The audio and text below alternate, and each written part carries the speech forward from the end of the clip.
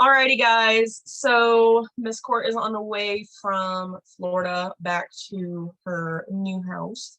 So she asked us to step up and talk to you guys, even if you're rewatching, about using your experience to promote versus selling just to sell, right? Like just pushing for volume, pushing for money. Not that that's wrong necessarily. That can be your like, I need to do this, I need to grow, I need to help financially. But when you lead from that, it becomes disingenuous, and it's not, people don't see the excitement that you had in the beginning, right? Like we've been talking a lot about going back to that excitement that you had in the beginning when you were just on fire. Like, I love this product, this is what it's doing for me.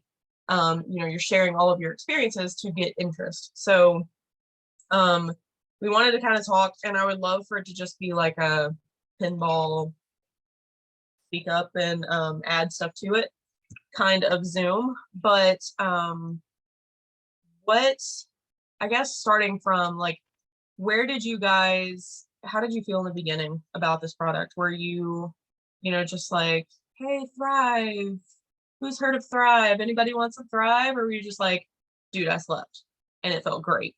Like, dude, I got all the things done today and it felt great. Like I did this and this and this.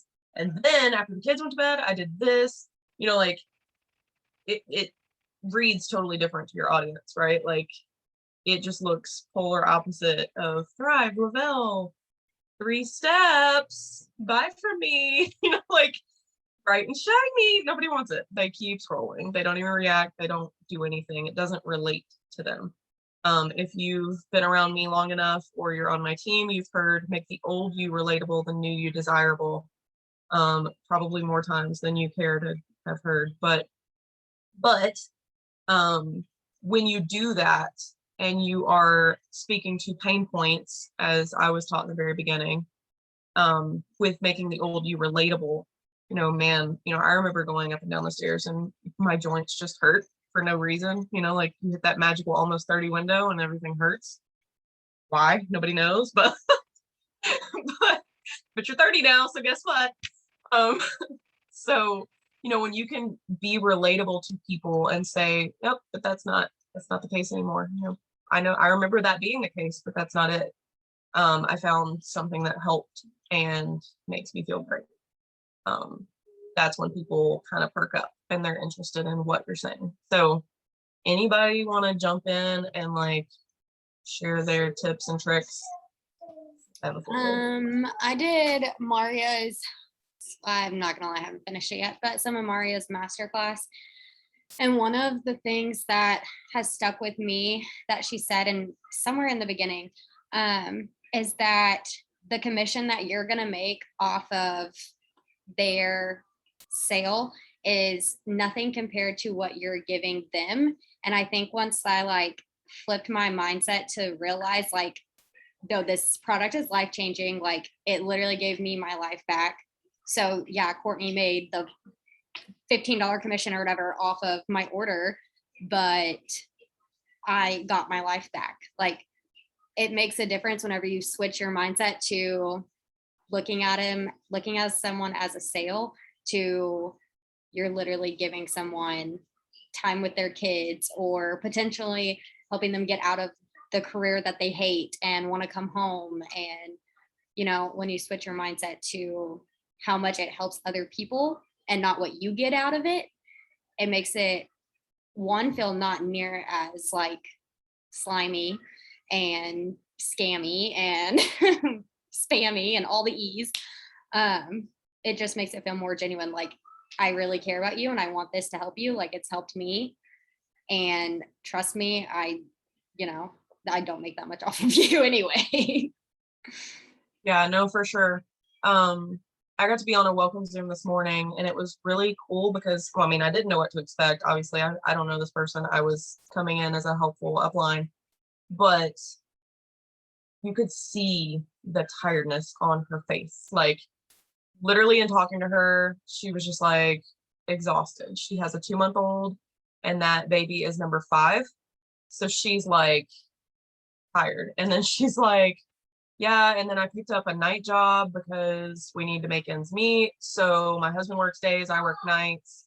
I'm exhausted. And I was like, yeah, you're working nights and you have a 2-month-old. Like, really, you could just say I have a 2-month-old. I'm tired. Like, stop there.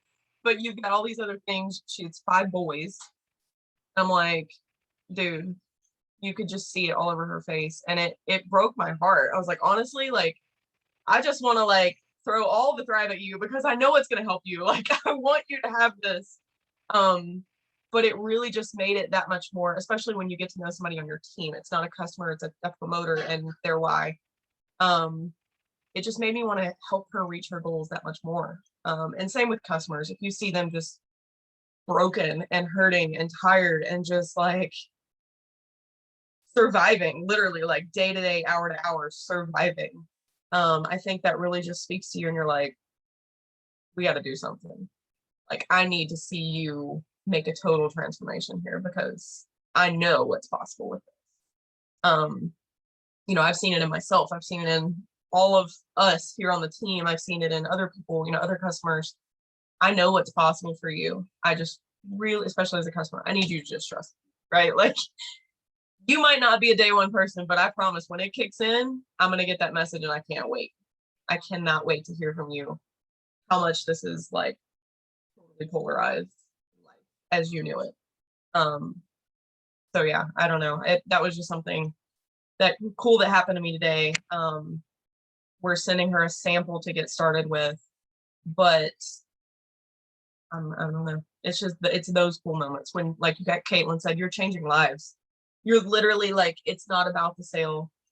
Yeah, the money's cool, the QV's nice, hitting the ranks and you know, making your way up is absolutely rewarding.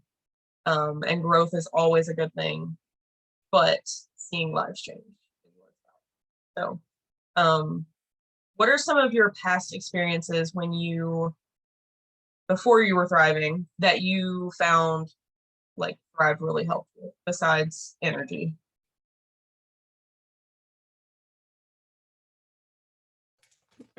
My sleep at night, big time. Yeah.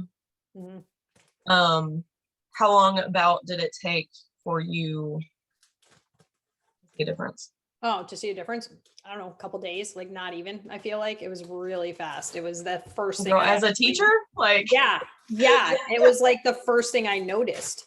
Was like, dude, I just didn't wake up in the middle of the night. Like, oh my god, like that's my alarm going off, waking me up for the first time. You know, so that Yep. was absolutely. I remember messaging Court. I think I was still a customer. I remember messaging her and being like, I'm pretty sure I just came out of a coma. So like, what year is it?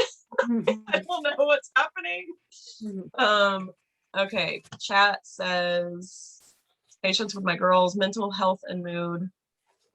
I was so negative and felt like crap all the time. Mental health, hair growth, nail and hair growth, less painful cramps. That's a big one. Mood support. Can we just say like bathroom visits? That's a norm. A lot of people think it's normal to not use the bathroom every day. Anxiety and the mental clarity to cope with it. Yeah, Shelby is iPhone. Shelby, you're gonna be super excited. I can't wait to see the cutoff age for Thrive. Are you talking about minors? Parental discretion is usually where we go. There are a lot of people that give it to their teenagers. Yeah, I was just especially curious. When somebody especially if their body weight is hitting that of an adult. Mhm. Personal The opinion, comment about but the cramps made me curious. That's all. that's not the compliance answer. But the compliance answer is 18 and older. So, use Okay. some, yep, Plus Line products, Boost and Blast. Some of the drinks I use on the littles, I give them half of a Pro Bar for fiber. The why am I not, I'm blanking. Rest. I've given them a little bit of rest. Yep, a quarter of a rest, said Caitlin. Parental discretion. 2-year-old son always steals a little bit of shake. Same. Thirst, no caffeine. Don't give a little one thirst IC. Don't do it. I've given Weston, doesn't really know, but he gets chocolate almond milk with chocolate lifestyle mix. But it always makes him go because he does not, I mean, he's 3. So if you have a 3-year-old or ever had a 3-year-old, you know, they don't eat crap. So he eats nothing. So it helps a ton make him actually go. That's why he went potty before we got on the Zoom. Sue Ellen said, my girls drink everything. 17-year-old brother uses capsules and shake. Yeah, I think especially for the teenage age range, I think it's fine. But it's definitely parental discretion. I know there's a mama on my team that gives her child Expand, which is for cognitive focus. So she does that, and I think his doctor actually. It's one of those things. Definitely, if you're questioning it, ask the doctor. But clients. But yeah. So what I love seeing all these things that changed. So then, how can you make a post around those things, your experience, and make it relatable to the people before? You know, like, and you don't have to answer, but I'm just saying, like, think in that direction. How can you talk about, like, you know, or look for those people that are talking about it. You know, they posted their Starbucks again, and they're like, you know, got the biggest, they got the giant cup. This is my water cup, by the way. I use it because it's ironic. But they use the biggest freaking Starbucks cup they can find, full of their sugary, barely coffee mixtures. And you know, they're talking about how many they're gonna need to get through the day, or they're gonna need another one, you know, or those are the people to be looking at and going, there's a better way. You know, I used to be that person too. Alicia, can you speak on feel, felt, sound?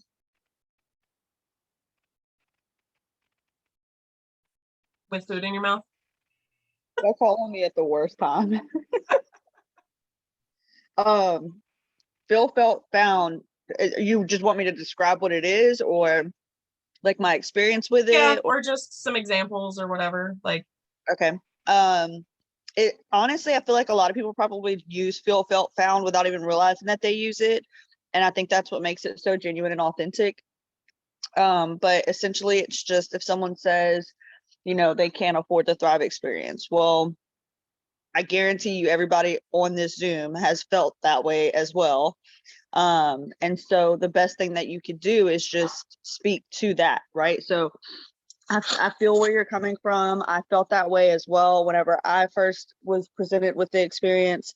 But I found that once I actually started taking Thrive, that my health was worth the $5 a day, or that the energy that I was getting was well better, like way better than any cup of coffee that I was getting, or the amount of coffee I was drinking, or whatever, you know what I mean?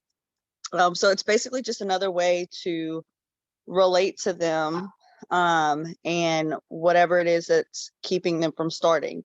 For me, I relate really well. I can use feel, felt, found big time when it comes to people who are like, I forget to take things. I'm so inconsistent with taking my vitamins every morning or anything like that. Okay, that is totally me. Totally me. And so anytime I get hit with that, I'm just like, okay, girl, I feel you. I'm like the world's worst when it comes to sticking to something, trying something new. Most of the time I can't even finish a bottle of shampoo before I'm buying a new one, because I'm that bad at it. But I found once I actually took Thrive, there you can actually feel the vitamins, and that is a feeling that you don't want to go without. And so you know, I feel you. I felt that way too. I found that once I finally started taking the supplements, there was no way I was going to forget them. There was no way. So it's just, again, it's just another way to relate. It's another way to speak to them in a way that they can understand. And like I said, most of us do that anyway without even realizing we're doing it.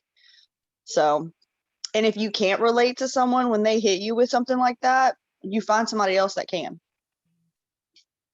Yeah, and I like to go back to like when you go to a new restaurant and you're trying out the food and you got great service and everything, like you're gonna come back and you're gonna tell people like send business that way, right? Like it was a great experience. The food was phenomenal. The server was on point, like constantly thinking about our visit to our we go to a Mexican place regularly. We literally walk in and we ask for our waiter because he's the bomb. Like he's just on top of his game. We know we're gonna get good service. We tell people to go, if you go, ask for Chewy, right? Like that's where you need to go and that's what you need to ask for. But it's that kind of thing. Like this product is the bee's knees, right? Like it is what you need. And this is why I love you too. Please go. You know, it is so good, and this is why you need it. You know, make sure you get the black label, you know, like whatever the case may be, go in, this is what you want, just trust me, right? Like go, just don't even worry about it. Don't worry about that $50 steak you're about to order because it's gonna be worth it. You know, like it's gonna be the best one you ever eat. So when you lead with your experience and why and how good it was and how it made you feel, there's so many people in this world that need that. They need what we have. There's no shortage out there. You know, sometimes we look at it and go, oh, it's saturated. That's no. There are so many broken people in this world that are struggling to get by every single day. And they need to know that you were one of those people, that this is what you did. So the sales will come. I think when you take your mind out of it, stop focusing on getting a sale, focus on sharing your experience and changing lives, and the volume will follow. Those sales will I'll say this much. When I first started, and just being on this Zoom right now and like kind of just listening to what Caitlin and Heather have said, when I first started, I never didn't talk about how I was feeling. That was all I focused on. That was all I posted about. That was all I went live about. And I went live very often. Matter of fact, the day one of my mini experience, I went live. And by the end of the day, I had to switch to promoter because I had so many people interested, because I was just talking about the energy that I was getting. And people are tired. So people are just really, really tired. So I appealed to a lot of people just doing those lives. I did 2 lives day one of my mini experience, and I went live that morning to let everybody know, or I might not have went live that morning. I might have just posted about it and just was like, hey, I'm starting this experience today. I'm not selling it. I'll let y'all know by the end of the day how I'm feeling. Well, end of the day rolled around and it wasn't something that I could just make a post about. There was no way. I had to get on camera, show people how I was feeling, and like let them see my face, let them hear my voice. And I did that. And like I said, by that night, I was like, oh, okay, I got to switch, because me and Courtney were like blown up by messages and comments and things like that. So when you go from just doing that and speaking about experience to almost getting comfortable, like I will 100% say that I got comfortable, and it just became really easy for me to just be like, here's a deal, or here's this, or hey, I did my steps today and you should do it too, like things like that. Whereas now that I'm back to, okay, I really just need to share how I'm feeling, and sharing my postpartum journey and just speaking about my experience, I'm getting more messages. So it's definitely better to actually share your story, actually share how you're feeling, because I think that's what sets us apart as well from other companies, because you can always tell when someone's with that one specific company based off of how they post and what they're posting. Chances are you're not going to actually be entered into that giveaway, sis. Just saying. So anyway, it's just really important just to share. And if you're not feeling it and you're not happy and you're not excited, share other people's excitement. Borrow someone else's confidence. Are you reading Borrow the someone chat? else's story. Whatever you got to do. Are you reading the Um, chat? Not really. Getting all I the mean, I tips from saw Mandy. something pop up. Mandy said day one of your mini is what made her reach out to you about Thrive. She said she also thinks sharing new customer stories and skeptic stories will help keep that excitement and freshness too. Yeah. And if you can get customers to go live with you and do live interviews with your customers, do that. Like if you have something to offer them to do it, like, hey, if you hop on a live with me, blah, blah, blah, whatever day, I have sculpt for you or something. I don't know. But just if you can get customers on there, that would be awesome. Yeah, for sure. So Mandy, can I ask what you remember about Alicia's day one that made you ask questions? Yeah, so I had seen Courtney posting about Thrive for a year and a half, and I was with another company, so I kind of always just brushed it aside. But when Alicia went live, she had tagged Courtney, so that's how I was able to see it. And what really got me was that she wasn't selling the product, it was just a mini experience, and that she could feel it working day one.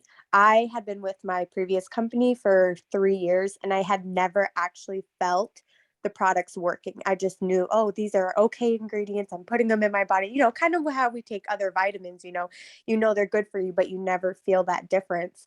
And so it was honestly just her excitement about it actually working and her feeling it that really caught my attention and made me look into Thrive.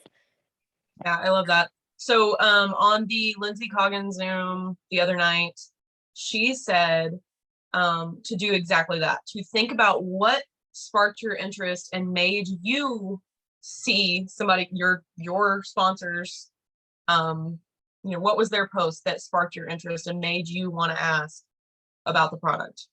What were they talking about that sparked that interest for you? Go and do that.